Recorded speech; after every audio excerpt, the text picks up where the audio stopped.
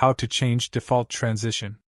To begin, I added 2 videos to my timeline and I want to apply default transition to them. Just select all videos and press ctrl+D to apply default transition. You can change the default transition. Go to Effects and expand Video Transitions, then go under Slide and right-click on any transition you want and select Set Selected as Default Transition. Now if you select your clips and press ctrl+D, the selected transition will be applied to all your clips. One final note is that you can change the length of default transition.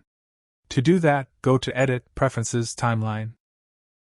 Now set video transition default duration to a value you want and click OK. Mine was 30 frames, so the duration is 1 second for a 30 frames per second clip, and I changed it to 60 so it takes 2 seconds for transition to finish for a 30 frames per second clip. Anyway guys, thanks for watching and I hope you found this useful.